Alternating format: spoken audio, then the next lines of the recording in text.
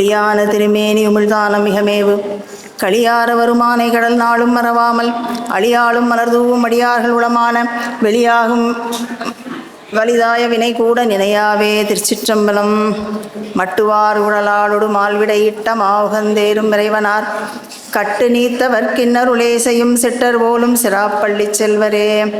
மூவிரு முகங்கள் போற்றி முகம்பொழி கருணை போற்றி ஏவரும் துதிக்க நின்ற ஈராறு தோள் போற்றி காஞ்சிமா வடிவேகம் செவ்வேள் மலரடி போற்றி அன்னான் சேவலும் மயிலும் போற்றி திருக்கைவேல் போற்றி போற்றி.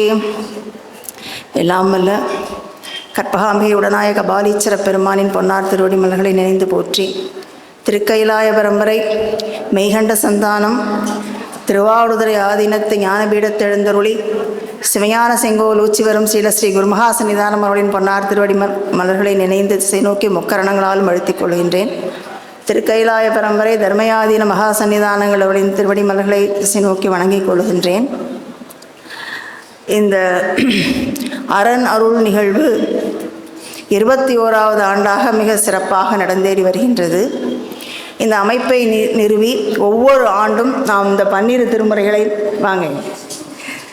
சிந்திக்கும் வண்ணமாக இதை செம்மையாக நடத்தி வருகின்ற போற்றுதலுக்குரிய ஐயா சிவத்திரு சாமி தண்டபாணி ஓதுவார் அவர்களினுடைய திருவடி கமலங்களையும் அவரோடு துணை நின்று இதனை செவனே நடத்தி வருகின்ற திருவாவடுதுறை ஆதீன திருமுறை பயிற்சி மையத்தின் இயக்குனர் ஐயா அவர்கள் திரு சபா சண்முக சுந்தரம் ஐயா அவர்களும் இவர்களை திருவடிகளை அடியேன் பணிந்து போற்றிக்கொள்கின்றேன். மற்றும் அவர்களுக்கு துணை நிற்பவர்கள் கலந்து சிறப்பிக்கின்ற அடியார் பெருமக்கள் உங்கள் அனைவரையும் வணங்கி மகிழ்கின்றேன். மெய்யன்பர்களே, இன்றைக்கு 11ஆம் திருமுறை திருநாள். இந்த 11ஆம் திருமுறையில் இன்றைக்கு உரிய சிந்தனையாக அடியேனுக்கு முன்பு இங்கு சிவகாயமின் செல்வர் ஐயா திரு பாலசுப்ரமணியம் ஐயா அவர்கள் ஐயடிகள் காடவர்கோன் அருளி செய்த க்ஷேத்திர வெண்பாவை சிந்தித்தார்கள்.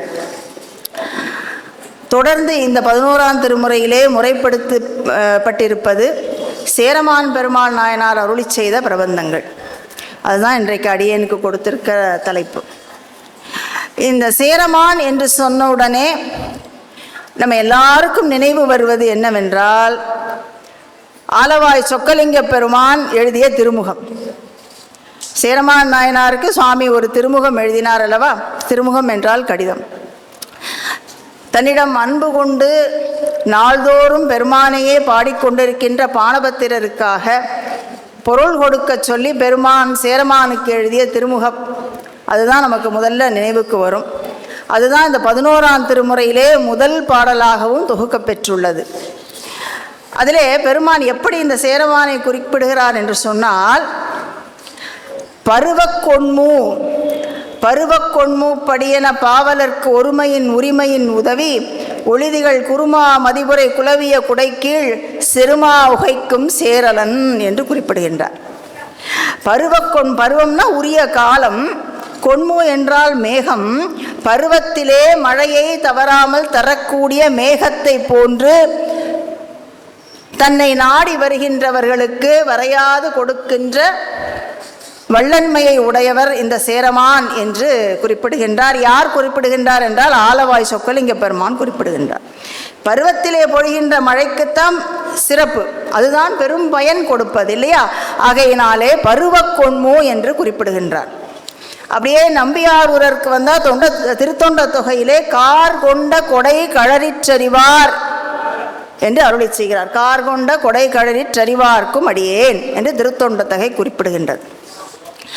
அதற்கு பின்னால் அப்படியே விரிநூல் செய்த சேக்கிழார் சுவாமிகள் இந்த சேரமானுடைய கொடைத்தன்மையை கிட்டத்தட்ட ஒரு 4 இடங்களிலே குறிப்பிடுகின்றார். அவர் அரசுரிமை ஏற்கிற பொழுது பெருமானிடம் வேண்டி பெற்றதாக சொல்லும் பொழுது அதை தண்டாத கொடை என்றார், தடையில்லாத கொடை. பின்னால இரவலர்க்கும் வறியோர் எவர்க்கும் ஈகையினால் செம்பொன் மழையாம் எனப் பொழியும் தன்மை என்று ஒரு இடத்திலே குறிப்பிடுவார். பருவமழை பொழியும் காராணிகர்க்கு அரிய கொடை கையார் என்று குறிப்பிடுகிறார். சேக்கிழார் சுவாமிகள் இப்படியெல்லாம் கடற்றறிவார் புராணத்திலே சேரமானை குறிப்பிடுகின்றார். பின்னாலே திருவாரூரிலே நம்பியாரூரோடு சேர்ந்து பெருமானை தரிசிக்கப் போகிறார் சேரமான். அப்போது சுந்தரமூர்த்தி சுவாமிகள் சேரமானுடைய திருக்கரங்களை பற்றி கொண்டு கோயிலுக்கு உள்ளே அழைத்து செல்கிறாராம். அந்த இடத்திலே பருவமழை செங்கை பற்றி கொண்டு என்று இப்படியெல்லாம் சேக்கிழார் சுவாமிகளும் இவருடைய கொடைத்தன்மையை சிறப்பிக்கின்றதை நாம் பார்க்கிறோம். ஆக இப்படி கொடை வள்ளலாக திகழ்ந்த சேரமான், அவருக்கு இன்னொரு பெயர் களரிற்று அறிவார் என்று பெயர். அதனால்தான் கார் கொண்ட கொடை களரிற்றறிவார் என்று நம்பியாரூர் அருளி செய்தார். என்ன அப்படின்னா, பொதுவாக அரசர்கள் தமது அரசாட்சிக்கு உட்பட்டு தங்களுக்கு கீழே வாழ்கின்ற மக்களுக்கு நலம் செய்வார்கள். ஆனால் அப்படி மக்களுக்கு மட்டும் அல்லாமல் பறவைகள், விலங்குகள், தாவரங்கள், இப்படி தன்னுடைய அரசாட்சிக்கு உட்பட்ட எல்லா உயிரினங்களும் காக்கும் கடமை ஒரு அரசனுக்கு உண்டு என்று எண்ணி அப்படிப்பட்ட ஒரு வரத்தை சேரமான் பெருமானிடம் கேட்டு பெற்றார். அப்படி அரசுரிமை ஏற்கிற பொழுது பெருமான் இப்படி ஒரு வரத்தையும் சேரமானுக்கு அருளி செய்தார் என்று பார்க்கிறோம். யாவும் யாரும் களறினவும் அறியும் உணர்வு பெற்றார். களறுதல் என்றால் மொழிதல். அப்படி எல்லா உயிரினங்களினுடைய மொழிகளையும் அறிந்து அவைகளின் துன்பத்தையும் கூட நீக்கி மிக நல்ல முறையிலே அரசாட்சி செய்து வந்தவர் இந்த சேரமான் பெருமாள். மற்ற பெருமாக்கோதையார் என்பது இவருக்கு மற்றொரு பெயர். இது சேர மன்னர்களுக்கு உரிய மரபு பெயராக வழங்கப்பெறுவது. ஆகையினால் இவர் பெருமாக்கோதையார், களரிற்றறிவார், சேரமான் பெருமாள் நாயனார் என்றெல்லாம் அழைக்கப்படுகிறார். இந்த பெருமான் சேரமான் நாயனார் நாள்தோறும் திருவஞ்சைக்களத்து மகாதேவர் திருக்கோயிலிலே திருத்தொண்டு புரிந்து வருகின்ற ஒரு நியமத்தை மேற்கொண்டு வாழ்ந்தவர். அது மட்டுமின்றி நாள்தோறும் ஆகமங்களிலே விதித்தபடி அன்போடு ஆன்மார்த்த பூசை செய்து வருகின்ற நியமமாக இருந்தவர். அப்படி அன்போடு அவர் பூசை செய்கின்றபடியாலே பூசை நிறைவிலே அம்பலவான பெருமான் தன்னுடைய அழகிய சிலம்பின் ஓசையை நாள்தோறும் சேரமான் நாயனார் கேட்கும்படி அந்த பூசையிலே அளித்தருள்வார். பாத சிலம்பொலி கேட்கின்ற அந்த பெரும் பேறு இந்த நாயனாருக்கு வாய்த்தது. அதை சேக்கிழார் பெருமான் சொல்வார். வாச திருமஞ்சனம், பள்ளித்தாமம், சாந்த மணித்தூபம், தேசில் பெருகும் செழுந்தீபம் இதெல்லாம் சுவாமிக்கு செய்கிறார். முதலாயினவும் திரு அமுதும் பெருமானுக்கு நிவேதனம். திருவமுதும் ஈசர்க்கு ஏற்ற பரிசினால் என்றால் ஆகமங்களிலே விதித்தபடி ஈசர்க்கு ஏற்ற பரிசினால் அர்ச்சித்தருள. அர்ச்சனை என்று சொன்னால் வழிபாடு. அர்ச்சனை என்ற சொல்லுக்கு வழிபாடு என்று பொருள். அப்படி அர்ச்சித்தருள எந்நாளும் பூசைக்கு அமர்ந்த பெருங்கூத்தர் பொற்பார் சிலம்பின் ஒலி அளித்தார். நாள்தோறும் அவருடைய பூசைக்கு வந்து அமர்கின்ற அந்த அம்பலவான பெருமான் தன்னுடைய சிலம்பின் ஒலியை அந்த சேரமான் நாயனாருக்கு கேட்பித்தருளினார். நாம் எல்லாரும் சிவபூஜை செய்கிறோம், அங்கேயும் பெருமானை ஆவாகனம் செய்கின்றோம், அங்கேயும் பெருமான் மகிழ்வோடு பூசைக்கு எழுந்தருளுகின்றார். ஆனால் நாம் அதே போல பெருமான் நம்ம மூர்த்தியில் எழுந்தருளி இருக்கின்றார் என்பதை உணர்ந்து அன்போடு அவரை பூசிக்கின்ற கடப்பாடு நமக்கும் இருக்கிறது. அவருக்கு அர்க்கியங்கள்லாம் கொடுத்து நல்ல முறையிலே அவருக்கு அபிஷேகம் செய்து வஸ்திரங்கள்லாம் சாத்தி மாலைகள் சாத்தி அவரை அர்ச்சித்து மலர் கொண்டு வழிபாடு செய்து தோத்திரங்களை சொல்லி அப்படி ரொம்ப ஒன்றிய நினைவோடு பூசை செய்ய வேண்டும்.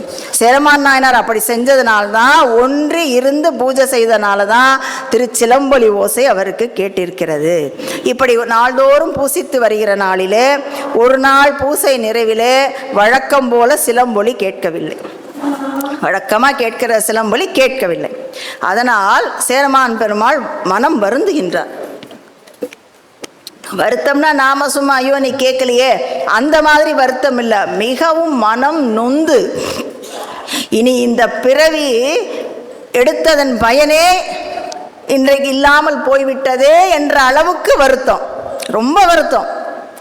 பூசையில் அடியேன் என்ன பிழை செய்து விட்டோமோ, இனி இந்த உடம்பினால் அடைகின்ற இன்பம் வேறு ஏது, ஏன்னா இந்த ஐயா அழகாக சொன்னாங்க, உடல் எடுத்ததன் பயனே பெருமானை வழிபாடு செய்வது தான். அந்த உடல் போகும் முன்னே பெருமானை வழிபாடு செய்து உய்துகொள் என்று ஐயடிகள் காடவர்கோன் எடுத்து காட்டியதையெல்லாம் ஐயா சொன்னார்கள். அதுபோல் இந்த உடம்பினால் அடைகின்ற இன்பம் வேறு ஒன்றுமில்லை என்று சொல்லி மிக வருத்தம் எய்தி, எந்த அளவுக்கு வருத்தம்னா தன்னை மாய்த்து கொள்ளுகின்ற அளவுக்கு அவருக்கு வருத்தம். அப்படி என்ன சார், உடனே உடைவாளை உருவிக்கொண்டு தன் மார்பிலே செருக முற்படுகின்றார். அப்போது பெருமான் தன்னுடைய சிலம்பொலியை கேட்பிக்கின்றார். ஏன்னா உடம்பினால் பெரும் இன்பம் வேறு என்ன என்று எண்ணியதாக சேர்க்கிறார் சொல்றார். இந்த உடல் பெற்ற பயன் சிவபெருமானை பூசித்து அவன் அருளை பெறுகின்ற தூய இன்பம் அடைதலே என்பதை உணர்ந்து இருக்கிறார் சேரமான். அதனால அவருக்கு அவ்வளோ வருத்தம். ஏன்னா நம்முடைய சாத்திரங்கள் சொல்லுகிறது இல்லையா, மானுட பிறவிதானும் வகுத்தது மனம் வாக்கு காயத்து ஆனிடத்து ஐந்தும் ஆடும் அரண்மனைக்காக என்றோ என்று. அப்படி உடைவாளை எடுத்துக்கொண்டு தன்னுடைய மார்பிலே செருக முற்படும் பொழுது பெருமாள் அந்த சிலம்பொலியை கேட்பிக்கின்றார். உடனே அந்த உடைவாளை நீக்கி அகற்றி கொண்டு பெருமானை வணங்கி முன்பு திருவருள் செய்யாதது என்ன காரணமோ என்று கேட்கிறார். உடனே சுவாமி சொல்றார், சிதம்பரத்திலே தில்லையிலே வந்தொண்டன் நம்மை பதிகம் பாடி கொண்டிருந்தான். அதிலே ஈடுபட்டு, அதுவும் வந்தொண்டர் எப்படி பாடினார்னு சேர்க்கிறார். ஒன்றும் உணர்வால் பதிகம் பாடியதால் நின்று கேட்டு வர தாழ்த்தோம் அப்படின்னார் சார். அவர் ஒருமை உணர்வோடு நின்று பதிகம் பாடி கொண்டிருந்தார் வந்தொண்டர். அதிலே ஈடுபட்டிருந்தமையினாலே நின்று அதை கேட்டு விட்டு வருவதற்கு காலம் தாழ்த்தோம் என்று சுவாமி சொல்ல, இப்போ நமக்கெல்லாம் ஒரு ஐயம் வருதில்ல, சுவாமி நீங்கள் எல்லாம் நிறைய பேர் இங்கே சித்தாந்த வகுப்பு படிச்சிருக்கிறீங்க, பெருமானுடைய பெருவியாபகம் பற்றியெல்லாம் படிச்சிருப்பீங்க. அப்போ எங்கும் நிறைந்து எல்லாவற்றையும் ஒருங்கே அறிந்தும் செய்யவும் வல்லவராகிய பெருமான் பதிகம் கேட்டுக்கொண்டிருக்கும் பொழுதே சிலம்பொலி கேட்பிக்கவும் வல்லவராகத்தானே இருப்பார் அல்லவா? ஆனால் ஏன் பெருமான் அப்படி சொன்னார் என்றால், பெருமானுடைய திருவுளக் குறிப்பு என்ன என்றால், தம்பிரான் தோழரை சேரமான் தோழராகவும் ஆக்க வேண்டும். அந்த சேரமான் தோழராக பெருமான் தோழமை கொள்ள வைப்பதற்காக திருவுளம் கொண்டு இப்படி அருளி செய்கிறார். இப்போ சேரமான் பெருமாள் இந்த பெருமான் அருளி செய்ததை அந்த உட்குறிப்பை அறிந்து கொண்டு தில்லையை தரிசனம் செய்ய வேண்டும் என்றும், பின்னாலே நம்பி ஆரூரரோடு சென்று அவரையும் பார்த்து அவரோடு தலங்களை தரிசிக்க வேண்டும் என்கின்ற ஆறாத அந்த ஒரு விருப்பத்தினாலே அந்த பெருமானை வழிபட்டு கொண்டு உளமும் புலமும் ஒரு வழி சென்று உருக அவர் தில்லைக்கு புறப்படுகின்றார். அப்படி திருவஞ்சைக்களத்து இறைவனை முதலிலே வணங்கி கொண்டு சிதம்பரத்துக்கு வருகின்றார் நம்முடைய சேரமான் பெருமாள். அங்கே அம்பலத்திலே ஆனந்த கூத்து ஆடுகின்ற பெருமானை வழிபாடு செய்து அங்கே பெருமானை கண்டு பொன்வண்ணத்து அந்தாதி என்கின்ற நூலை அருளி செய்கிறார். அதில் 100 பாடல்கள். அது பொன்வண்ணம் என்று தொடங்கி பொன்வண்ணம் என்று நிறைவு பெறுவதால் இது பொன்வண்ணத்து அந்தாதி என்று இதற்கு பெயர். தில்லை பெருமானை வழிபட்டு அங்கே சில நாட்கள் தங்கியிருந்து அங்கே உள்ள விழாக்களை எல்லாம் தரிசித்து கொண்டு பிறகு பல தலங்களையும் வணங்கி கொண்டு தம்பிரான் தோழராக இருக்கக்கூடிய நம்முடைய சுந்தரமூர்த்தி சுவாமிகள் இருக்கின்ற திருவாரூருக்கு வருகின்றார்.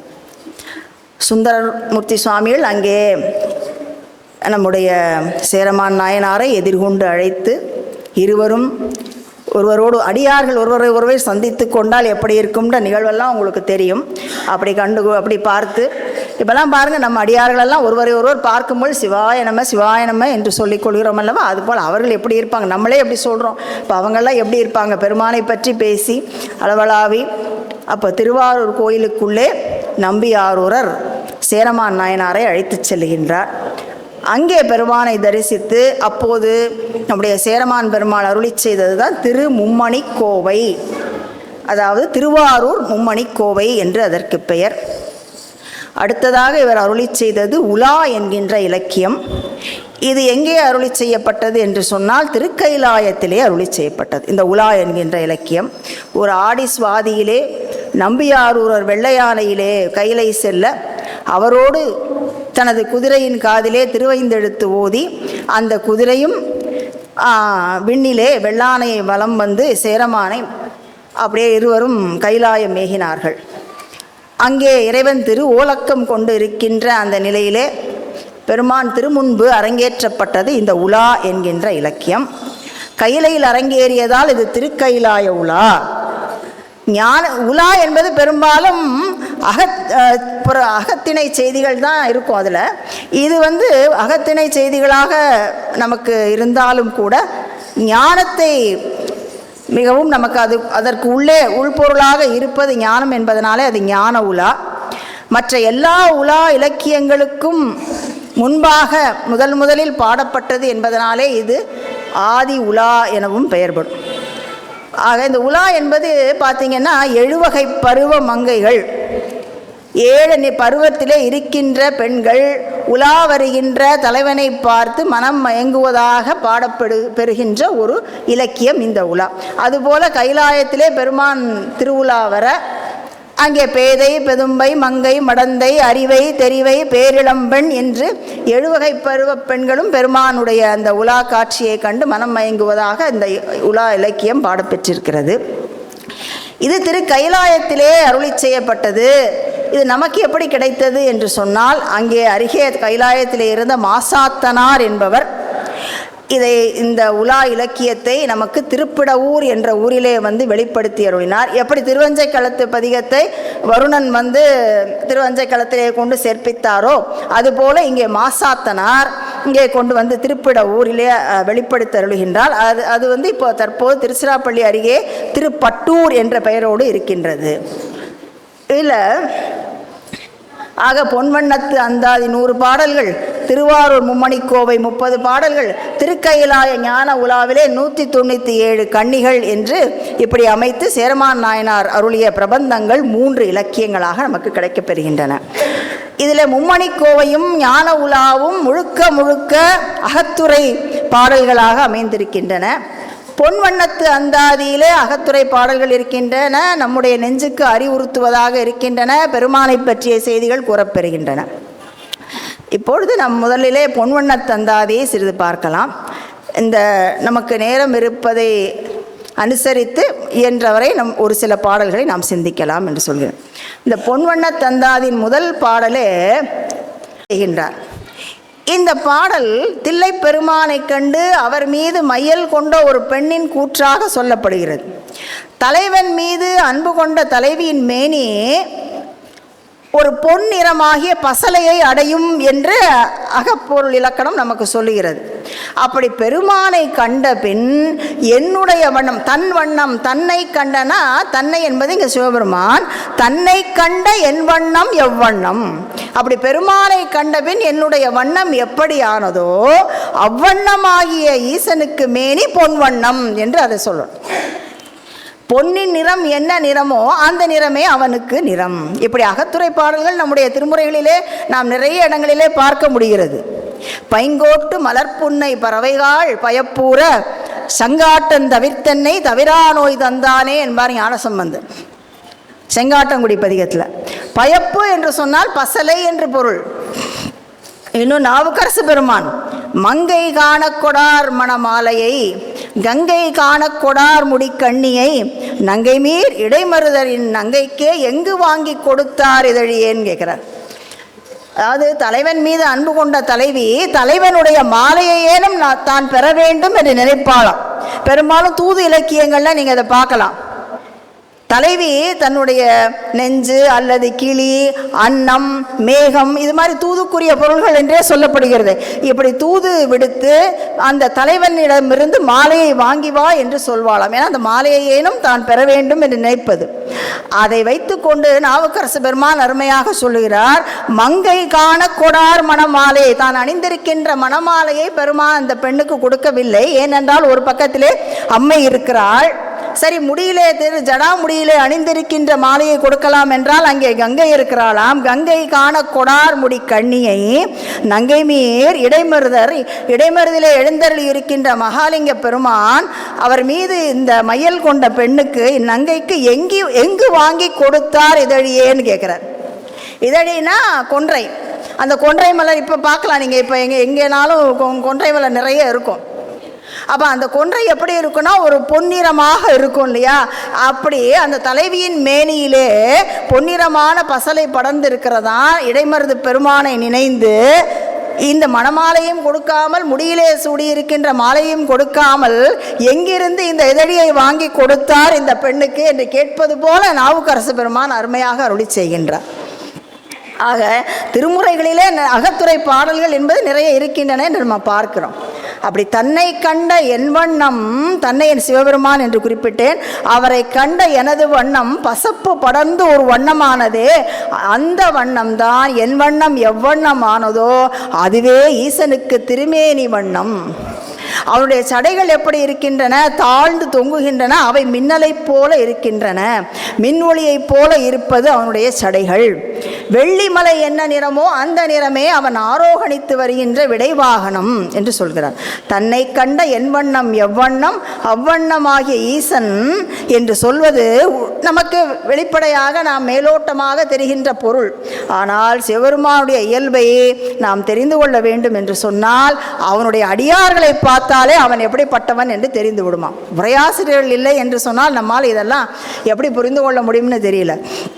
ஆகவே அடியார்களிடத்து இயல்பு, அடியார்களினிடத்து அவனுடைய இயல்பு விளங்குதலை வைத்து கொண்டு அவனுடைய இயல்பு அறியப்படும் என்ற உட்பொருளை இந்த பாடல் உடையதாக இருக்கிறது என்று நாம் பார்க்கிறோம். இது பொன்வண்ணத்தந்தாதியினே முதல் பாடல். இனி அடுத்து பெருமான் என்ன செய்கிறாராம்? தன் மீது மையல் கொண்ட பெண்ணின் வீட்டுக்கு, அந்த இல்லத்திற்கு முன்பே வந்து பலியேற்க வருகிறாராம். பிட்சாடன கோலம் கொண்டு சுவாமி வருகின்றார். அப்படி வாயிலே வந்து சுவாமி இல்பலிக்கு நிற்கிறார். அப்படி பலி தேர நிற்கும் பொழுது வந்திருப்பது சிவபெருமான் என்று தெரிந்து கொள்ளுகிறாள் உள்ளே இருக்கிற தலைவி. அப்படி பெருமானை காண வேண்டும் என்ற வேட்கை மிகுதியினாலே மற்றவர்களெல்லாம் அந்த பிச்சையை எடுத்து செல்வதற்கு முன்பு வேகமாக சென்று இவள் விரைந்து அந்த பிச்சையை எடுத்துக்கொண்டு வாசலுக்கு விரைந்து வருகிறாள். ரொம்ப வேகமாக வர்றா. அப்படி வரும் பொழுது அவளுடைய தாய் பார்த்து கொண்டு இருக்கிறாள். செவிலி தாய் பார்த்து கொண்டு, எப்பொழுதுமே வெளியே செல்லாத இவள் இன்றைக்கு ஏன் இவ்வளவு வேகமாக இந்த பிச்சையை எடுத்துக்கொண்டு வெளியே போகிறாள் என்றால், பிச்சைக்கு வந்திருப்பவன் யார்? அந்த பேய்க்கூட்டம் சூட இருப்பவன். அப்படியே சொல்லுகின்றார். அந்த பேய்க்கூட்டம் சூட இருப்பவனாகிய சிவபெருமான் தான் வந்திருக்க வேண்டும். இவன் அவன் மீது இவன் மையல் கொண்டு பித்து பிடித்தவள் போல இருக்கின்றாள் என்று அறிந்து கொண்ட செவிலித்தாய் என்ன செய்கிறாளாம்? மற்ற பெண்கள், சேடி பெண்கள் எல்லாம் இருப்பார்கள் இல்லையா? தலைவி என்று சொன்னால் சேடி பெண்களும் கூட இருப்பார்கள். அவர்கள் முன்பாகவே வெளியே செல்ல விரைந்து கொண்டு இருக்கின்ற தலைவியின் கையை பற்றி இழுத்து வெளியே போக ஒட்டாமல் செய்து விடுகின்றாள். அப்போது இந்த தலைவி சோர்ந்து போகவும், ஏன்னா பெருமானை வெளியில் வந்து பார்க்க முடியலை, சோர்ந்து போகவும் அதை அறிந்த எம்பெருமான் என்ன சொல்கிறானா, நீ எப்படியோ என்னை நீ விரும்பி விட்டாய். அப்படி விரும்பி என்னை சார்ந்த பிறகு உன்னை எவராலும் தடுக்க முடியாது, நீ என்னை புல்லவா என்றான் என்று சொல்கிறார். இதை கேட்டதும் தலைவியினுடைய கண்கள் தாமாக கண்ணீரை சொரிந்தன என்று சேர்மான் அருளி செய்கிறார். ஈசனை காண பலிகொடு செல்ல எற்றே இவளோர் பேயனை காமுறு பிச்சிகொலாம் என்று பேதையர் முன் தாய் என்னை ஈர்ப்ப தமியேன் தளர அத்தாழ்ச்சடையோன் வா என்னை புல்ல என்றான் இமை விண்டன வாட்கண்களே என்று அருளி செய். எவ்வளோ நயமாக அருளி செய்கிறார். இதனுடைய உட்பொருள் என்ன என்று சொன்னால், பக்குவ ஆன்மாக்கள் பெருமானை கண்ட உடனே அவன் மீது அளவற்ற அன்பை பெருக்கி உள்ளம் உருகி கண்ணீர் பெருகி நிற்கும். பெருமானையே சார்ந்து பெருமானிடத்திலே அதீதமான அன்பு கொள்ளுகின்ற ஆன்மாக்கள் பெருமானை கண்டவுடன் கண்ணீர் பெருக்கி நிற்கும் இல்லையா? கண்டார் காதலிக்கும் கணநாதன் என்று அருளி செய்கிறார் சுந்தரமூர்த்தி சுவாமிகள். காதலாகி கசிந்து கண்ணீர் மல்கி என்று சம்பந்த பெருமான் அருளி செய்கிறார். ஆகையினால அப்படி பக்குவ ஆன்மாக்கள் பெருமானை கண்டு அந்த பரவசத்திலே அந்த அன்பு நெறியிலே திளைத்து நிற்கவும், பக்குவத்திலே குறைந்து இன்னும் பக்குவ நிலைக்கு மேம்பட்ட நிலைக்கு வர இருக்கின்ற ஆன்மாக்கள் அவர்களை ஏசியும் பேசியும் அவர்களை தடுப்பதற்கும் முயற்சி செய்யுமா. இவரை பொருள் உணர மாட்டாதார் எல்லாம் இவரை இகழ்வதே கண்டீர் என்பது அற்புத திருவந்தாதி. ஆனாலும் பக்குவம் முதிர்ந்த ஆன்மாக்கள் பெருமானை கண்டு அவனிடத்திலே அளவிலாத அன்பு செய்வனவாக இருக்க அந்த ஆன்மாக்களை எவர் தடுத்தாலும் பெருமான் என்ன செய்கிறாராம் அவர் தன்பால் ஈர்த்து கொள்ளுகின்றார். ஏன்னா இப்போவே நம்ம பார்க்குறோம்ல, சிவன் கோயிலுக்காக போகிறீங்க அப்படின்லாம் சொல்லி நம்மை தடுக்க முற்படுகின்றவர்கள் சில பேர் திசை திருப்ப முயல்கின்றவர்கள் சில பேர் இருக்கத்தான் செய்கிறார்கள். வெவ்வேறு தெய்வங்களின் பால் சென்றால் இன்னென்ன நிறைவேறும் என்று சொல்லக்கூடியவர்கள் இருக்கின்றார்கள். ஆனால் அவையெல்லாம் அத்தெய்வங்கள் எல்லாம் பிறப்பு இறப்புக்கு உட்படுபவை, அவர்களும் வேதனைப்படுவார்கள் என்பதையெல்லாம் உணர்ந்து பக்குவம் பெற்ற ஆன்மா சிவனடியையே சிந்தித்து நிற்கின்ற அந்த நிலையிலே இருக்கும்.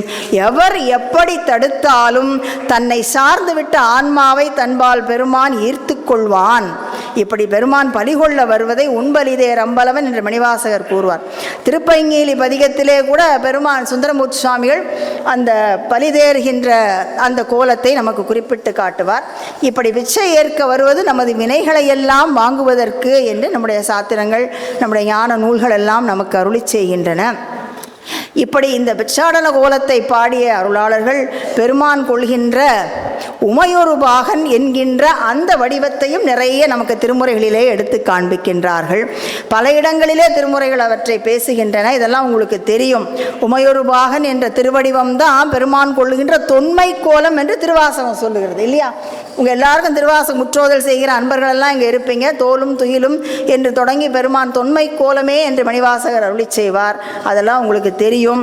அப்போ மாதொரு பாகன் என்று சாத்திரமும் குறிப்பிடுகிறது பெருமானை. அதுபோலவே இன்னொரு மேனி பெருமான் கொள்ளுவதை திருமுறைகள் கூறுகின்றன. அது என்ன திருமேனி என்று சொன்னால் அரி அர்த்தேஸ்வரம் என்று சொல்லக்கூடிய சங்கரநாராயண திருக்கோலம். இதை திருமுறைகளிலெல்லாம் நம்ம பார்க்க முடியும். மண்ணுமோர் பாகமுடையார் மாலுமோர் பாகமுடையார் என்று பெரும்புலியூர் பதிகத்திலே சம்பந்த பெருமான் அருளி செய்கின்றார். உங்கள் எல்லாருக்கும் நல்ல தெரிந்த ஒரு வாக்கியம், அரியலால் தேவி இல்லை ஐயன் ஐயாரனார்க்கே. அப்புறம் ஆலவாய் பதிகத்திலே நாவுக்கரசு பெருமானே சொல்கிறார், மறிகடல் வண்ணன் பாகா என்று அருளி செய்கிறார். சுந்தரமூர்த்தி சுவாமிகள் திருப்பனையூரில் சொல்கிறார், மங்கை பாகமும் மாலோர் பாகமும் என்று. இதே 11ஆம் திருமுறையிலே கபிலதேவ நாயனார் அருளி செய்த சிவபெருமான் திருவந்தாதியிலே மாலை ஓர் பால் மகிழ்ந்தானை என்று அருளி செய்வார். இப்படியெல்லாம் சங்கரநாராயண திருக்கோலம் திருமுறைகளிலே பேசப்படுகிறது. இங்கே சேரமான் நாயனாரும் அந்த திருமேனியை குறிப்பிடுகின்றார். இடப்பக்கம் திருமாலும் வலப்பக்கம் சிவபெருமானும் சேர்ந்து அமைந்த அந்த திருக்கோலம் தான் அரி அர்த்தேஸ்வரம் என்று சொல்லக்கூடிய அந்த சங்கரநாராயண திருக்கோலம். இடப்பக்கம் எப்படி இருக்கிறதாம்? இடப்பக்கம் திருமால், அங்கே துளப மாலை அதாவது துளசி மாலை, அப்புறம் இடப்பக்கத்திலே உயர்ந்த துகில் என்று சொல்லக்கூடிய பட்டாடை, கரிய நிறம். திருமால் என்ன நிறம் உங்களுக்கு தெரியும், கரிய நிறம். இடப்பக்கம் நிகழ்த்துவது குடக்கூத்து. பெருமாள் அந்த திருமால் நிகழ்த்துகிற கூத்துக்கு குடக்கூத்து, குடத்தை கையிலே வைத்து கொண்டு ஆடுகின்ற ஒரு வகை கூத்து. சிலப்பதிகாரம் கூட மணிமேகலை அப்படி ஒரு கூத்தை ஆடி மாதவி அப்படி ஒரு கூத்தை ஆடினாள் என்று சொல்லுகின்றது. இப்படி இடப்பக்கத்திலே திருமால், வலப்பக்கம் நம்முடைய சுவாமி. அவர் எப்படி இருக்கிறாராம்? வலப்பக்கம் சிவபெருமான், அங்கே கொன்றை மலர், அங்கே துளப மாலை, இங்கே கொன்றை மலர், இங்கே துகில், இங்கே புலித்தோல், அங்கு கரிய நிறம், இங்கே செந்நிறம். இடப்பக்கம் குடக்கூத்து என்று குறிப்பிட்டேன். இந்த பக்கம் பார்த்தீங்கன்னா கொக்கரை என்று சொல்லக்கூடிய கொடுகொட்டி கூத்து. பெருமான் பாண்டரங்கம், கொடுகொட்டி, காபாலம் என்றெல்லாம் திருக்கூத்து ஏற்றுகின்றார் என்று நாம் பார்க்கிறோம். அந்த பாட்டு பார்த்திங்கன்னா, இடம் மால் வலம் தான் இடப்பால் துழாய் வலப்பால் ஒன்கொன்றை வடமாலிடம் துகில் தோல் வலம் ஆதி இடம் வலம்மான் இடம் மால் கரிதால் வலஞ்சேது, சேதுன செய்யது செந்நிறம் சேது இவனுக்கு எழில் நலஞ்சேர் குடமாலிடம் வலம் கொக்கரையாமெங்கள் குத்தனுக்கே. இது சங்கரநாராயண திருக்கோள். இப்போது நமக்கு இதில் ஒரு ஐயம் வருகிறது. என்ன வருகிறது அப்படின்னா, திருமாலும் பன்றியாய் சென்றுணரா திருவடி அப்படின்னு சொல்லியிருக்காங்க. சரி, 100 கோடி பிரமர்கள் நொந்தினர் 6 கோடி நாராயணரங்கனே இப்படின்னு நம்முடைய நாவுக்கரசு பெருமான் ஒளி செய்திருக்கிறார். சம்பந்த பெருமான் உங்களுக்கெல்லாம் தெரியும், பதிகந்தோறும் 9ஆம் பாடலிலே இந்த அயனும் திருமாலும் பெருமானுடைய திருமுடியையும் திருவடியையும் தேடிய செய்தியை சொல்லுகின்றார். அப்போ சுவாமியின் ஒரு பக்கத்திலே இருக்கிற திருமால் யார்? அந்த திருமாலை இந்த திருமாலை ஒருத்தரா வெவ்வேறா?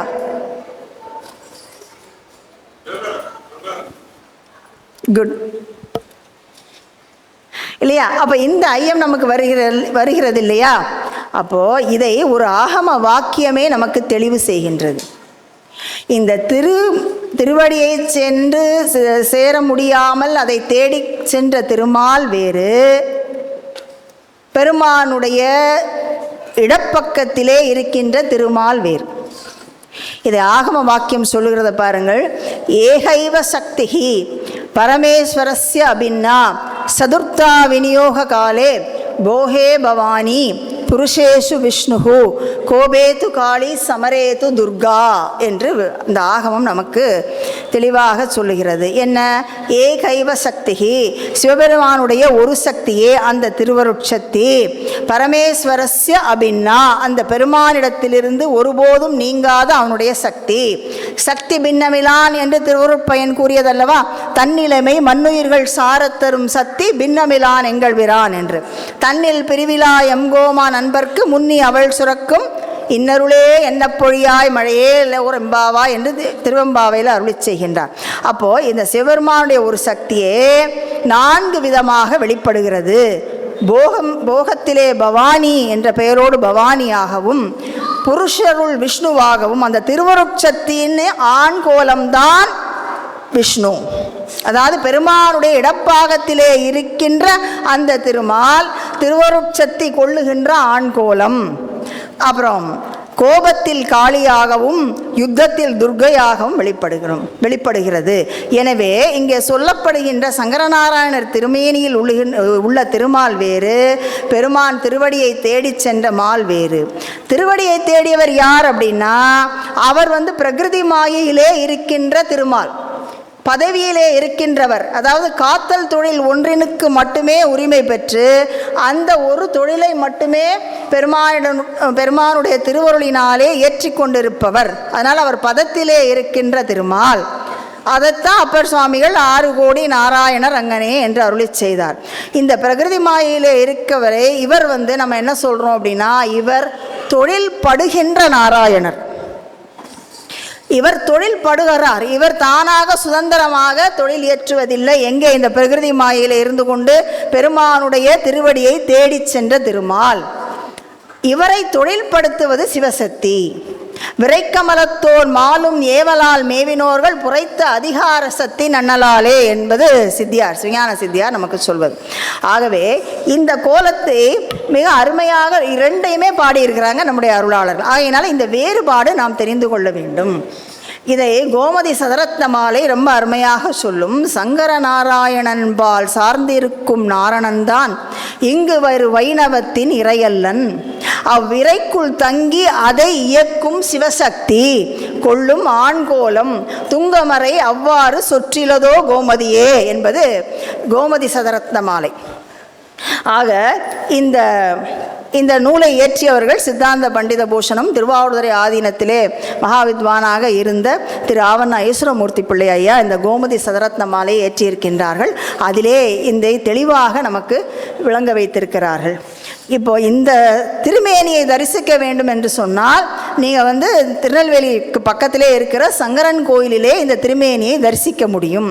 இதுக்கு பிரதான சந்நிதியாகவே இருக்கிறது. சங்கரன் கோவில் என்பதே ஊருக்கு பெயர். அங்கே ஒரு பிரதான சந்நிதியாக இந்த சங்கரநாராயணர் சந்நிதி இருக்கின்றது. அதில் ஒவ்வொரு ஆண்டும் ஆடி மாதம் அம்பிகை தவம் செய்வாள். பௌர்ணமி நாள், ஆடி பௌர்ணமி அன்று பெருமான் திருக்காட்சி கொடுப்பார் கோமதி அம்பிகைக்கு. அப்பொழுது பெருமான் முதலிலே காட்சி கொடுக்கும் பொழுது சங்கரநாராயணராக காட்சி கொடுப்பார். அப்பொழுது வரும்போது சுவாமி ரிஷபாரூடராக ரிஷப வாகனத்தில் தான் வருவார். ரிஷப வாகனத்திலே வருவார். அம்மை மாலை மாற்றுவாள். அங்கே இன்றைக்கும் சிவாச்சாரியார் பூஜை செய்கின்றார். திருநீற்று பிரசாதம் தான் அந்த சந்நிதியிலே வழங்கப்படுகின்றது.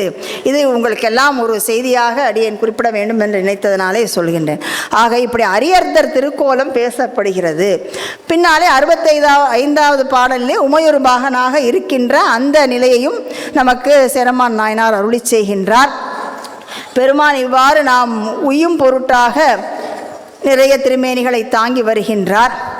அப்படி அன்போடு வழிபடுகின்ற அடியார்களுக்காகவே இந்த பெரிய சிவலோகத்தை பெருமான் படைத்து வைத்திருக்கின்றான் என்று சொல்வதாக ஒரு பாடல் அமைந்திருக்கிறது. எப்படி பாருங்க, நெஞ்சம் தளிர்விட கண்ணீர் அரும்ப முகம் மலர அஞ்சங்கரதலம் கூம்ப அட்டாங்கம் அடிபணிந்து தம் சொல் மலரால் அணியவல்லோர்கட்கு தாழ்ச்சடையான் வஞ்சங்கடிந்து திருத்தி வைத்தான் பெருவானகமே என்று அதை சொல்லுகின்றார். மனம் எப்படி இருக்கணுமா? அன்பு என்கின்ற நீரினால் குளிர்ந்த செடி போல தளிர்விடணுமா. அப்படி தளிர்விட அந்த செடியிலே, அந்த தளிர்விட்ட செடியிலே குருத்து அரும்பி வரும் இல்லையா, அதுபோல அழகிய கரங்கள் குவித்து அந்த குருத்து அந்த வரும்பொழுது கரங்கள் குவித்து இப்படி இருக்கும் இல்லையா, அது மாதிரி கரங்கள் குவிய அந்த குருத்திலே தேன் ததும்புவது போல கண்ணில் நீர் ததும்பி நிற்க, அப்புறம் அரும்பி அந்த குருத்திலே மலர் மலரும் அல்லவா, அது போல முகம் மலர என்ன செய்வோம்? மலர்கள் வந்த உடனே மலர்களை தொடுத்து பெருமானுக்கு மாலையாக அணிவிப்போம் அல்லவா, அதுபோல மனத்திலே அரும்புகின்ற மலர் எது? கருத்துக்கள். அந்த கருத்துக்களை மாலையாக, அதாவது பாமாலையாக தொடுத்து பெருமானுக்கு அணிவித்து 8 உறுப்புகளாலும் வணங்கி, அதாவது அட்டாங்க நமஸ்காரத்தை சொல்லுகிறார். பெண்களானால் பஞ்சாங்க நமஸ்காரம், ஆண்கள் அட்டாங்க நமஸ்காரம் செய்ய வேண்டும் என்பது நமக்கு விதித்திருக்கிற ஒரு விதி. அப்படி வணங்கி அடிபணிய வல்லார்க்கு தனது பெரிய சிவலோகத்தை படைத்து வைத்திருக்கிறார் சுவாமி. இப்படி அன்போடு பணிந்து பணி செய்பவர்கள் சிவலோகம் அடைவது உறுதி என்பதை இந்த பாடல் நமக்கு காட்டுகிறது. அது என்ன சொன்னார்? தம் சொல் மலரால் என்று ஒரு அங்கே சொல்லுகிற ஒரு வாக்கியம். தம் சொல் மலரால் அணிய வல்லார், தாமே பாக்களை இயற்றி போற்றுவார் இல்லையா. திருமுறை காலங்களுக்கு பின்னாலும் அருளாளர்கள் பலர் தோன்றி நமக்கு நிறைய பாமாலைகளை தோத்திர நூல்களை அருளி செய்திருக்கிறார்கள். குமரகுருபர சுவாமிகள் கந்தர் கலிவெண்பா, மீனாட்சி அம்மை பிள்ளை தமிழ் ஆகிய நூல்களை எல்லாம் அருளி செய்திருக்கிறார். நம்முடைய சைவத்தின் குலதெய்வமாக விளங்கக்கூடிய மாதவ சிவஞான சுவாமிகள் செப்பறை அகிலாண்டேஸ்வரி பதிகம், இளசை 18 அமுதாம்பிகை பிள்ளை தமிழ், சோமேசர் முதுமொழி வெண்பா, திருமுல்லை வாயில் அந்தாதி, இப்படி பல நூல்கள் நம்முடைய சுவாமிகள் அருளி செய்திருக்கின்றார்கள். அப்புறம் நம்முடைய ஆதீன தர்ம ஆதீன மகாவித்வான் அவர்கள் திருவருணை முருகன் பிள்ளை எல்லாம் ஒவ்வொரு நூலை குறிப்பிடுகின்றேன் நேரம் கருதி அருளி செய்திருக்கிறார்கள். நம்ம காலத்தில் இப்போது அருணை பாலராவாயன் ஐயா அவர்கள் தணிகை வேலன் தமிழ் மாலை, இப்படியெல்லாம் தம் சொல் மலரால் நம்முடைய திருவாவடுதுறை ஆதீன புலவர் ஐயா அவர்கள் அவ்வப்போது பெருமான் மீது கவிதைகள் இயற்றி பாமாலைகளை தொடுத்து பெருமானுக்கு அணிவிக்கின்றார்கள். அதிலே ஒரு பாடல் இப்பொழுது சொல்லலாம் நினைக்கிறேன். தில்லை கூத்தன் மீது அவர்கள் இயற்றிய ஒரு பாடல், செஞ்சடையில் நாகத்தால் திங்களுக்கோர் இடருண்டோ. இதெல்லாம் நம்ம ரொம்ப விளக்க வேணாம், உங்களுக்கே நல்லா புரியும், எளிமையாக தான் இருக்குது. செஞ்சடையில் நாகத்தால் திங்களுக்கோர் இடருண்டோ, சிற்சபையில் நர்தனஞ்சை சிவகாமி மணவாளா, அங்கனம் உன் பொன்னடியில் அடியேனி நினைவிருந்தால் ஐம்பொறியின் வஞ்சமிக ஆதிக்கம் நிகழ்ந்திடுமோ, தஞ்சமென பிற தெய்வம் சாராது உன் பேரருளே தாரகம் என்று உணர்வார்க்கு பெருந்துணையே, அஞ்செழுத்து மந்திரத்தின் அரும்பொருளில் இணைப்புகுத்தி அறியாமை தாக்காத அரவணைப்பில் வைத்தருள்வாய். இதுதான் தம் சொல் மலரால் பெருமானுக்கு மாலை அணிவிப்பது. இப்படியெல்லாம் அவ்வப்போது அடியார்கள் எல்லாம் பெருமானுக்கு தம் சொல் மலரால் பாமாலை அணிவிக்கின்றார்கள். அதைத்தான் சேரமான் நாயனார் இதில் குறிப்பிடுகின்றார். இப்படி பெருமானை வாழ்த்தி வணங்குவதற்குத்தான் நமக்கு இந்த பிறவி கொடுக்கப்பட்டிருக்கிறது. பிறவி பெருங்கடல் நீந்துவர் நீந்தார் இறைவனடி சேராதார் என்று வள்ளுவ பேராசன் சொல்கின்றார். அப்படி வணங்காதவர்களுக்கு அந்த மனிதர்களுக்கு கொடுக்கப்பட்ட அவயவங்கள் யாவும் அசேதனமே என்று ஒரு பாட்டில் சொல்வார். சொல்லாதன கொழு நாவல்ல, சோதியுள் சோதிதன் பேர் செல்லா செவி மரம், தேறி தொழாத கை மண், திணிந்த கல்லாம் நினையா மனம், அப்படின்னு வணங்க தலையும் பொறையாம் அல்லா அவயமும் தானும் மனிதர்க்கு அசேதனமே என்று அது சொல்லுகிறார். அது எப்படின்னா, சோதிக்குள் சோதியாய் அறிவுக்குள் அறிவாய் இருக்கின்ற பெருமானுடைய பெயரை கேளாத செவிகளெல்லாம் செவிகள் அல்ல, அவை மரங்கள்ங்கிறார். பெருமானை பேசாத நாக்குகள் அல்ல, படை உழுபடை, அவனையே பரம்பொருள் என தெளிந்து தொழாத கைகள் மண்ணால் ஆனவை, நினையாத மனங்கள் கல் போன்றவை. இதெல்லாம் நமக்கு யார் சொல்லியிருக்கிறா? ஏற்கனவே மணிவாசகர் சொல்லியிருக்கலாம். என்ன சொல்கிறார் அப்படின்னா, வன்பராய் முருடு ஒக்குமென் சிந்தை மரக்கண் என் செவி இரும்பினும் வலிது நெஞ்சம் கல்லாம் கண்ணினையும் மரமாம் தீவினை நேர்க்கே என்று திருவாசகம் அதை சொல்லுகிறது என்று நம்ம பார்க்கிறோம். இப்படியெல்லாம் இல்லாமல் பெற்ற உடலை கொண்டு தான் எப்படி பெருமானை வணங்குகிறார் என்பதை அடுத்து சொல்ல இருக்கின்றார். இப்போ நாம் இந்த வணங்காத்தலை நினையா மனம், கேளாத காது, இவையெல்லாம் என்ன சொல்கிறோம்? மனிதருக்கு அசேதனம்னு சொல்கிறோம். அசேதம்னா என்ன? அறிவற்ற பொருள். ஏற்கனவே இந்த உடல் அறிவற்ற பொருள் தானே, இது எதுக்கு திருப்பி புதுசாக அசேதனம்னு சொல்கிறார் சேரமான் நாயனார் என்று சொன்னால், அவை எதற்காக கொடுக்கப்பட்டிருக்கிறதோ அதற்கு பயன்படுத்தாமல் வீணாக அதை கழித்தால் அது அசேதனம்தான். ஆனால் கல் மண் மாதிரி இல்லை. நமக்கு இது ஒரு பயன்பாட்டில் இருக்கு இல்லையா? ஒரு பெரிய ரோல்ஸ் ராய்ஸ் கார் வாங்கி அவ்வளவு விலை கொடுத்து அதை பக்கத்தில் விறகு கிடைக்கும், காய்கறி கிடைக்கும், அனுப்புவோமா? நம்ம அனுப்புவோமா? அது மாதிரி தான் இந்த உடல். இதெல்லாம் மண், கல், மரம், இவற்றை விட உயர்ந்தது நமக்கு கொடுக்கப்பட்டிருக்கின்ற அந்த உடல். இது எதற்கு கொடுக்கப்பட்டிருக்கிறதோ அந்த பயனை அந்த பயன்பாட்டுக்கு நாம் பயன்படுத்தணும் இல்லையா? அதை விட்டுட்டு நாம் வேறு ஏதேதோ விடயங்களிலே ஈடுபட்டு கொண்டிருந்தால் அவை அசேதனமே என்று சொல்லி. ஏன்னா அசேதனம்னா நம்ம இங்கே ஒரு ஐயப்பாடு வரும். நம்ம ஏற்கனவே உடல் அறிவற்ற பொருள் தானே, அது திரும்பவும் எதுக்கு அசேதனம்னு சொல்கிறார்? அதை எதற்காக பயன்படுத்த வேண்டுமோ அதற்கு பயன்படுத்தாமல் வீணாக அதை செய்து கொண்டிருந்தால், வீண் விடயங்களிலே செலுத்தி கொண்டிருந்தால் அது அசேதனம்தான் என்று சொல்கிறார். அப்படி செய்யாமல் தான் எப்படி இருந்தேன் என்று சொல்வார். சிந்தனை செய்ய மனம் அமைத்தேன். இந்த பாட்டு உங்க எல்லாருக்கும் தெரியும். செப்ப நான் அமைத்தேன், வந்தனை செய்ய தலையமைத்தேன், கை தொழ அமைத்தேன், வந்தனை செய்வதற்கு அன்பமைத்தேன், மெய் அரும்ப வைத்தேன், வெந்த வெந்நீரணி ஈசற்கிவை யான் விதித்தனவே. மனம் முதலிய எல்லாம் வேறொன்றில் வைக்காமல் சிவத்திலேயே வைத்திருப்பவர்கள் அருளாளர்கள். அவர்களுடைய நிலை அப்படி இருந்திருக்கிறது. வாழ்த்த வாயும் நினைக்க மடனெஞ்சும் தாழ்த்த சென்னியும் தந்த தலைவன் என்று அருளி செய்வார் அப்பர் சுவாமி. அதுபோல மாணிக்க வாசகரும் சொல்வார் இல்லையா? அதுபோல் வாழ்த்த வாயும் நினைக்க மடனெஞ்சும் அப்பர் சுவாமி சொன்னார். மாணிக்க வாசகர் அதை சொல்லுவார். வணங்கத் தலை வைத்து வார்கடல் வாய் வாழ்த்த வைத்து என்று. இதெல்லாம் பெருமான் கொடுத்ததாக இவர்கள் சொல்ல, நான் அமைத்தேன் என்று இவர் சொல்கிறாரே என்று சொன்னால், எல்லாம் சுவாமி நமக்கு எல்லாருக்கும் கொடுத்துருக்கிறார். ஆனால் எல்லோரும் அது கொடுத்ததற்கு என்ன நோக்கமோ, பெருமான் எதற்கு கொடுத்திருக்கிறாரோ அந்த நோக்கத்திலே பயன்படுத்தவில்லை. நான் இப்படி பயன்படுத்துகிறேன் என்று சொல்லும் முகமாக இங்கே சேரமான் பெருமாள் அருளி செய்கிறார். அது மாதிரி இவர் பின்னாலே பிறவாமையை கேட்கிறார். இப்படியெல்லாம் நிறைய 100 பாடல்கள், 100ஐயும் நம்மால் சிந்திக்க முடியாது. அதனால் கடைசியாக சொல்லும் பொழுது நமக்கு வரையறுக்கப்பட்ட ஆயுள் காலத்திலே என்ன ஆகிறதுனா, ஒரு பாதி ஆண்டுகள் இரவு பொழுதாக கழிந்து விடுகிறது. அது இரவு பொழுது உறக்கத்திலே போய்விடுகிறது. மற்றொரு பாதி ஆண்டுகள் தான் பகலாய் நமக்கு கிடைக்கிறது. அதிலும் பல நாள்கள் என்ன ஆகிறது? நோய்களெல்லாம் ஏதாவது அவ்வப்போது நோய்கள் நம்மை துன்புறுத்துகின்றன. சமீபத்தில் கூட இப்போ கொரோனாலாம் எல்லாரையும் பாதிச்சது இல்லையா? அப்படி பார்க்குறோம். இனி அந்த ஆண்டுகளின் முற்பகுதி எப்படி போகுது? பிள்ளை பருவத்திலே கழிந்து விடுகிறது. கடைசி காலம் முதுமை பருவத்திலே கழிந்து விடுகிறது. இப்படி இதற்கு இடையிலே நமக்கு கிடைக்கின்ற காலம் கொஞ்சம். அந்த காலத்துக்குள்ள என்ன செய்யணும்னா, அதுலேயும் என்ன ஆகுது? அழுக்காறு, அவா, வெகுளி, அச்சம் போன்றவைகள் நம்மை ஆக்கிரமித்து கொண்டு பெருமானை நினைக்க ஒட்டாமல் தடுக்கின்றன. அதிலிருந்தெல்லாம் மீண்டு இப்பொழுதே எதனையும் பொருட்படுத்தாமல் 3 கண்களையும் நீண்ட சடையினையும் உடைய பெருமானை கண்டு அவன் திருவடைகளை புகலிடமாக அடைய வேண்டும். கிட்டத்தட்ட சேத்திர வெண்பாவில் சொன்ன அந்த கருத்துக்களை அப்படியே தான் இங்கே மீள நம்ம பார்க்குறோம். அப்புறம் இந்த வேண்டிய நாள்களில் பாதியும் கங்குல்னா இரவு, மிக அவற்றுள் ஈண்டிய வெண்ணோய், முதலது பிள்ளமை, மேலது மூப்பு, ஆண்டின அச்சம், வெகுளி, அவா, அழுக்காறு, இங்கனே மாண்டன சேர்ந்தும் வளர்புன் சடை முக்கண் மாயனையே என்று நமக்கு அறிவுறுத்துகின்றார். பின்னால் அவனுக்கு சிவபெருமானுக்கு ஆட்செய்து அவனுக்கே அடிமை கொண்டு நாம் இருக்கின்ற அடியார்கள் எல்லாம் வீடு பேர் அடைவது உறுதி.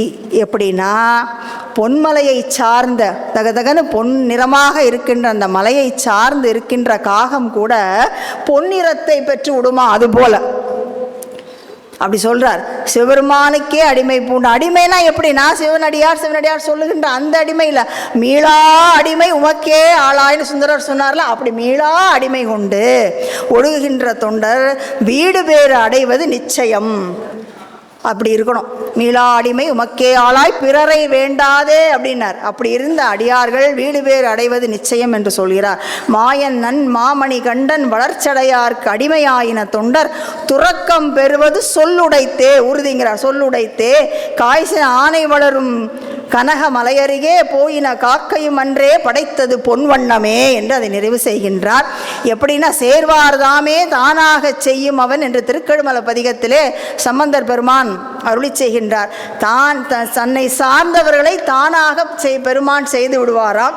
எப்படின்னா ஒரு மாணிக்க கல் இருக்கிறது, அந்த மாணிக்க கல் பக்கத்தில் ஒரு பளிங்கை வைத்தோமே என்றால் அந்த பளிங்கு என்ன செய்யும், மாணிக்கத்தினுடைய நிறத்தையும் ஒளியையும் தான் பெற்று அந்த மாணிக்கத்தின் வண்ணமாகவே பளிங்கு ஒளிர்வது போல தன்னை சார்ந்த உயிர்களை தாமாக செய்வான் சிவபெருமான். அப்போ பளிங்கு வேறு மாணிக்கம் வேறு தான். ஆனால் அந்த பக்கத்திலே இருக்கும்பொழுது சார்ந்ததன் வண்ணமாக இந்த பளிங்கு எப்பொழுதுமே தன் பக்கத்திலே இருக்கின்ற பொருள்களின் நிறத்தை வாங்கி பிரதிபலிக்கும் அல்லவா, அதுபோல உயிர்கள் இந்த பாசத்தை விட்டு எப்போது சிவத்தை சார்கின்றனவோ அப்பொழுது அந்த உயிர்களை பெருமான் தன்மயமாக்குவான் என்பதைத்தான் இந்த பாடலிலே சொல்லி நிறைவு செய்கின்றார். அம்பலவாணர் இப்பாட்டிற்கு பரிசிலாக என்ன தெரியுமா கொடுக்கிறார், நாள்தோறும் தன்னுடைய சிலம்பொலி கேட்பித்தாரே பூசை நிறைவிலே, அதுபோல இந்த பொன்வண்ண தந்தாதியை நிறைவு செய்த போது திருமன்றில் ஆடுகின்ற அம்பலவான பெருமான் தன்னுடைய சிலம்பொலியை கேட்பித்தார்.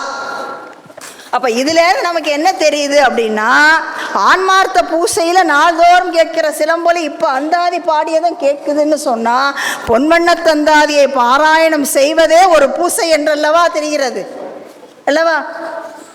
எப்போ பூசைக்கு சிலம்பொலி கொடுக்கிறார், அப்போ இந்த அந்தாதி பாடி முடிக்கிற போதும் சிலம்பொலியை பரிசிலாக கொடுக்கிறார் என்றால் இந்த அந்தாதியை நாம் பாராயணம் செய்தால் இதுவே ஒரு சிவபூசை என்று தெரிகிறது. இப்படி பின்னாலே இதை நிறைவு செய்து கொண்டு திருவாரூர் மும்மணிக்கோவை அருளி செய்வார். திருவாரூரிலே அது முழுக்க முழுக்க முழுக்க அகத்துறை பாடல்களாக இருக்கும். நேரம் கருதி அதை அப்படியே ஸ்கிப் பண்ணிடுறேன். அதுக்கு அடுத்து இந்த உலா போகிறோம். இந்த திருவுலா இந்த திருக்கைலாயத்திலே பெருமான் இருக்கின்ற அந்த நிலை அதை சொல்லுவார். அப்படி சொல்லும் பொழுது திருக்கைலாயத்துக்கு எழுந்தருளுகிறார்கள் நம்முடைய நம்பி ஆரூரரும் சேரமானும். நம்பியாரூரருக்கு வெள்ளானை வருது. அவர் திருவஞ்சை களத்து இறைவனிடத்திலே விண்ணப்பித்து கொள்ளுகின்றார். அங்கே சுவாமி வெள்ளானையை அனுப்பி அவரை கூட்டிட்டு வர சொல்றார். இது தெரிந்த உடனே சேரமான் தன்னுடைய யோக புரவி மீது ஆரோகணித்து அந்த புறவியின் காதிலே என்ன திருவைந்தெழுத்தை ஓதி அந்த புறவியை அதுவும் விண்ணிலே சென்று வெள்ளானையை வலம் அதுவும் கைலாயத்திற்கு போகிறது. அப்படி 2 பேரும் கைலாயத்திலே சென்று இறங்குகிறார்கள். சேரமான் பெருமாளை நந்தியம்பெருமான் அங்கே வருவதற்கு அவருக்கு அனுமதி இல்லை இல்லையா, அதனால் அவர்களை தடுத்து விடுகிறார்கள். வாயிலிலே 2 பேர் சுந்தரமூர்த்தி சுவாமிகள் உள்ளே சென்று பெருமானை வணங்கி சேரமான் வெளியே இருக்கிறார் என்று விண்ணப்பித்து கொள்ள சுவாமி அவரையும் பெரிய தேவர் என்று சொல்லக்கூடிய நந்தியம்பெருமானை கூப்பிட்டு உள்ளே அனுப்பு என்று சொல்ல அவர் வருகின்றார் சேரமான் பெருமாள்.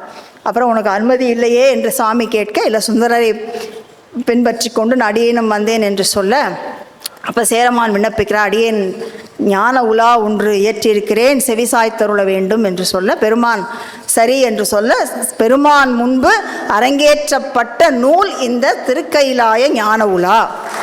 திருமுறையே கைலையின்கண் சிவபெருமான் செவிமடுத்த செந்தமிழ் வேதம் என்று தனிப்பாட்டு இதைத்தான் சொல்லியது. அப்படி பெருமான் அங்கே திருவோலக்கத்திலே அமர்ந்திருக்கின்றார். முதல் பகுதி சிவபெருமானுடைய சுரூப இலக்கணம், முதல் 4 கன்னிகள், அடுத்த 10 கன்னிகள் பெருமானுடைய தடத்த இலக்கணத்தை சொல்வதாக அமைந்திருக்கிறது. முதல்ல திருமாலும் நான்முகனும் தேர்ந்துணராது அன்று ஆங்கு அருமால் உற அழலாய் நின்ற பெருமான். இது உங்களுக்கு தெரியும், இந்த செய்தி புராண செய்தி உங்களுக்கு தெரியும். இருவரும் தேடியும் காண முடியாத அளவு அழல் உருவாய் நின்ற அந்த பெருமான் அருமால் உற மிகுந்த மயக்கத்தோடு இருந்தார்கள். அப்போ அழலாய் நின்ற அந்த பெருமான் பிறவாதே தோன்றினான், பிறவாயாக்கை பெரியோன் என்று சிலப்பதிகாரம் சொல்லும். அவன் நம்மை போல பசுவர்க்கங்களெல்லாம் பிறந்து இறந்து வருவது போல அவன் பிறந்து இறப்பதில்லை, கருவிலே வருவதில்லை. அவன் தானே தன்னுடைய அருளினாலே திருமேனி கொண்டு வருகின்றான். எந்த திருமேனி எப்போ எடுக்கணுமோ அப்பப்போ அவன் அந்தந்த திருமேனியை தன்னுடைய அருளினாலே எடுத்துக்கொள்ளுவான். நிறுத்திடும் நினைந்த மேனி நின்மலன் அருளினாலே என்று சித்தியார் சொல்லும். எனவே பிறவாதே தோன்றினான், அவன் காலத்திற்கு அப்பாற்பட்டவன். காணாதே காண்பான், நாமெல்லாம் கண்ணாகிய பொறியை கொண்டு காணுகின்றோம், அவனுக்கு பொறிபுலன்கள் தேவையில்லை, எல்லாவற்றையும் ஒரு சேர் அறிவான். கண் என்று சொன்னால் கண் மட்டும் இல்லை, மற்ற பொறிகளையும் இதில் நாம் கொள்ள வேண்டும். காணாதே காண்பான், கேளாதே கேட்பான், இப்படியெல்லாம் நாம் அதை வைத்து கொள்ள வேண்டும். துறவாதே யாக்கை துறந்தான், நம்மை போல யாக்கை அவனுக்கு இல்லை, யாக்கை ஒரு காலத்திலே விட வேண்டும் அப்படியெல்லாம் அவனுக்கு இல்லை. ஆகவே துறவாதே யாக்கை துறந்தான், முறைமையால் ஆழாதே ஆழ்ந்தான், எல்லாவற்றிலும் ஈடுபடாமலே எல்லாவற்றிலும் ஈடுபட்டிருக்கிறான். எல்லாவற்றோடும் எல்லா பொருள்களோடும் சித்தும் சடமும் ஆகிய எல்லா பொருள்களோடும் இறைவனுக்கு தொடர்பு இருக்கிறது. ஆனால் இவை எல்லாவற்றாலும் இறைவனுக்கு பற்று இல்லை, பற்றற்றான் என்று அதைத்தான் சொல்லுகிறோம். நாம் நமக்கு தொடர்பில்லாத விஷயங்களில் கூட நாம் பற்று வைத்திருக்கிறோம். ஆனால் பெருமான் எல்லாவற்றோடும் தொடர்புற்று நின்றாலும் அதே சமயம் அவற்றினால் அவன் பற்று அடைவதில்லை, அவனுக்கு அதனால் தொடக்கு இல்லை, அதனால் அவன் பந்தப்படுவதில்லை. அகலாத அகலியான், எதை விட்டும் நீங்காமல் இருக்கிறான், ஆனால் நீங்கியும் இருக்கிறான். நம்மை போல எல்லாவற்றிலும் அப்படியே அதில் ஆழ்ந்து அவன் செல்வதில்லை. ஊழால் உயராதே ஓங்கினான், முறைப்படி நாம் பிறந்து மெல்ல மெல்ல, ஊழ் என்றால் இங்கே முறைமை, மெல்ல மெல்ல அப்படி வளர்கிறோம். அவனுக்கு அந்த மாதிரி கட்டுகளுக்குள்ளே அவன் சிக்காதவன். சூழ் ஒளிநூல் ஓதாது உணர்ந்தான், விரிந்து பறந்த அறிவை தருகின்ற நல்ல நூல்களை எல்லாம் அது தோன்றிய பின் அவன் ஒன்றொன்னா நம்மளை மாதிரி படித்து அறிந்து அதற்கு பிறகு அதை பற்றி அறிவை அவன் எடுத்துக்கொள்ளவில்லை. அவன் இயல்பாகவே எல்லா பொருள்களுக்கும் எல்லா நூல்களையும் ஓதாதே உணர்ந்தவன், என்றுமே இயல்பாக அவன் உணர்ந்திருக்கின்றவன். எனவே அனைத்து பொருள்களுக்கும் முதல் நூலை செய்தவன் அவனே என்பது இதனால் நமக்கு பெறப்படுகிறது. நுணுகாது நுண்ணியான், இது உங்களுக்கு தெரியும், நோக்கரிய நோக்கே நுணுக்கரிய நுண்ணுணர்வே என்று மணிவாசகர் அருளி செய்தார். நேரி எனும் பரியனுமா என்று சித்தியார் அதனை சொல்லும். பின்னால் யாதும் அணுகாது அணுகியான், எந்த பொருளையும் ஒரு காலத்திலே புதியதாக அணுகாமல் இயல்பாகவே எல்லா பொருள்களிலும் அதுவாய் நிற்கின்ற தன்மை உடைய. இதுவரை அவனுடைய சொரூப இலக்கணம். இனிமே தடத்த இலக்கணம் சொல்ல போகிறார். ஆதி அரியாகி காப்பான், அயனாய் படைப்பான், அரணாய் அழிப்பவனும் தானே அப்படின்னார். உயிர்கள் உய வேண்டும் என்ற பெருங்கருணையோடு இந்த உலகத்தை படைத்தும் காத்தும் ஒடுக்கியும் அருளியும் மறைத்தும் இவ்வாறெல்லாம் ஐந்தொழில் ஏற்றுகின்றவன் பெருமான். இதை இரண்டு நிலையிலே வைத்து செய்வார். அணுபட்சம் சம்புபட்சம் என்று இரண்டு நிலையிலே வைத்து ஏற்றுவார். சம்புபட்சம் என்பது தானே அந்த சுத்தமாயிலே சுத்த வித்தையிலே இருந்து கொண்டு படைத்தும் காத்தும் ஒடுக்கவும் செய்வான். இதை சிறு சிவபுரம் புவம் வழி கனல் என்று தொடங்குகின்ற அந்த திருச்சிவபுரத்து பதிகத்திலே அன்பர்கள் கண்டுகொள்ளலாம். ஞானசம்பந்த பெருமான் ரொம்ப அருமையாக அதை அருளி செய்கின்றார். இதை நவந்தரும் வேதம் என்று சாத்திரம் சொல்லும். அதுக்கப்புறம் இங்கே அதற்கு கீழே இருக்கின்ற அந்த திருமால் அயன் அவர்களை எல்லாம் தொழில்படுத்துவான். பசுவர்க்கத்தில் மிகுந்த தவம் உடையவர்களுக்கு இந்த பதவியை கொடுத்து அவர்கள் வாயிலாக அதை செய்விக்கவும் செய்வான். அது அணுபட்சம் என்று கூறப்படும். பரநாய தேவர் அறியாத தோற்றத்தான், தேவரைத்தான் மேவியவாறே விதித்து அமைத்தான், தேவர்கள் அறியாத மேன்மை உடையவன், கனவிலும் தேவர்க்கரியா என்று சொன்னார் இல்லையா. இன்ன தொழில்களை அவர்கள் ஏற்ற வேண்டும் என்று விதிப்பவன். ஓவாதே எவ்வுருவில் யாரொருவர் உள்குவார் உள்ளத்தில் அவ்வுருவாய் தோன்றி அருள் கொடுப்பான். யாரு எந்த வடிவத்திலே பெருமானை நினைக்கின்றார்களோ அந்த வடிவத்திலே அவர்களுக்கு தோன்றி பெருமான் அருள் கொடுக்கின்றான். எனவே உருகி அன்போடு வழிபடுகின்ற அன்பர்களுக்கு அவர்கள் நினைந்த திருமேனி கொண்டு அருள் கொடுப்பான். மலர்மிசை ஏயினான் மானடி சேர்ந்தார் நிலமிசை நீடு வாழ்வார் என்ற குறளுக்கு பரிமேலழகர் உரை செய்யும் பொழுது என்ன சொல்றார் தெரியுமா? அன்பால் நினைவாரது உள்ள கமலத்தின் கண் அவர் நினைந்த வடிவோடு விரைந்து சேரலின் என்று சொல்வார். இப்படியெல்லாம் பெருமான் நினைந்த வடிவு கொண்டு அருள் செய்வான். இதை திருவிளையாடல் புராணம் நாரைக்கு முத்தி கொடுத்த பகுதியிலே சொல்லும் பாருங்க. சுந்தர செம்மல் பாத துணைமலர் அன்பில் தோய்ந்து சிந்தை வைத்திருக்கும் எல்லை தேவரும் மறையும் செய்யும் வந்தனைக்கு அறியான் நாரை மன நினை வடிவாய் தோன்றி அப்படிங்கிறார். எந்த மக்கினியாய் வேண்டும் மரமென்கொல் எம்புகின்றான் என்று சொல்லி நாரை கூட ஒரு பறவை, ஐந்தறிவு பறவை தன்னுடைய முன் செய் தவப்பயனால் பெருமானை நினைந்து தவம் செய்கின்ற தியானிக்கின்ற ஒரு பேற்றை பெற்றது. அந்த நாரை தன் மனதிலே எந்த வடிவிலே பெருமானை நினைந்து தியானித்ததோ அந்த வடிவோடு பெருமான் வந்து அருள் செய்தான் என்று நம்முடைய திருவிளையாடல் புராண செய்தி நமக்கு நன்றாக காட்டுகிறது. ஆக எவ்வுருவும் தானேயாய் நின்றளிப்பான், எந்தெந்த உருவத்திலும் தானே நின்று அருள் புரிவான். நிலம் நீர் காற்று நெருப்பு என்கின்ற 8 உறுப்புகளாக பெருமான் இருக்கின்றான். 8 இருநிலனாய் தீயாகி என்ற தாண்டகம் நமக்கு தெரியும். தன்னில் பிரிதிருவம் எவனோர்க்கும் காண்பெரிய எம்பெருமான். அப்படி தான் எல்லா வடிவத்திலும் கலந்திருந்தாலும் பிறர் தன்னுடைய உருவமாக நிற்பதை யாராலும் காண முடியாததா? அவன் எல்லா உருவிலும் இருப்பான், பிறர் யாராலும் அவன் கொள்ளுகின்ற அந்த திருமேனியிலே காண முடியாது. இதையெல்லாம் சொல்லிவிட்டு, இதெல்லாம் அவனுடைய தடத்த திருமேனி, ஆனாத சீரார் சிவலோகம் தன்னுள் சிவபுரத்தில் ஏறார் திருக்கோயில் உள்ளிருப்ப தேவர்கள் எல்லாம் வந்து நீ உலா போக வேண்டும் என்று வேண்ட பெருமான் நல்ல அலங்காரம் செய்து கொண்டு உமையம்மை வந்து அலங்காரம் செய்ய திருவுலா வருகின்றார். அந்த 7 வகை பருவத்து பெண்கள் என்று சொல்லக்கூடிய அடியார்கள், பல பக்குவ நிலைகளிலே வேறுபட்டு இருக்கின்ற அடியார்கள் எல்லாம் பெருமானை பார்த்து அவரவர் மனோ பக்குவத்திற்கும் நிலைக்கும் ஏற்ப அவனை கண்டு மனம் மயங்குகிறார்கள். ஏன்னா பெண்கள் என்று சொன்னாலும் இது உண்மையிலேயே அடியார்களுடைய பக்குவ வேறுபாடு நோக்கி இப்படி இதன் உள்ளுரை, அப்படி இதனுடைய உள்கருத்து இப்படி பெருமானை கண்டு அவர்கள் எல்லாம் பரவசம் மயங்கி மனம் மயங்கி பெருமானை வழிபாடு செய்து துதிக்கின்றார்கள். இப்படி திருக்கைலாயத்திலே பெருமான் ஞான உலா சென்றான் என்று உலா இலக்கியம் சொல்கின்றார். இதெல்லாம் ரொம்ப பெரிய பெரிய இலக்கியமாக இருக்குது. ஒவ்வொரு இலக்கியத்தையும் நம்ம தனித்தனியாக சிந்திக்கணும். என்றாலும் இதை முடிந்த அளவு இன்றைக்கு நாம் சிந்தித்திருக்கிறோம் என்று சொல்லி இந்த அளவிலே அடியை நிறைவு செய்து கொள்கின்றேன். சிவாய திருச்சிற்றம்பலம்.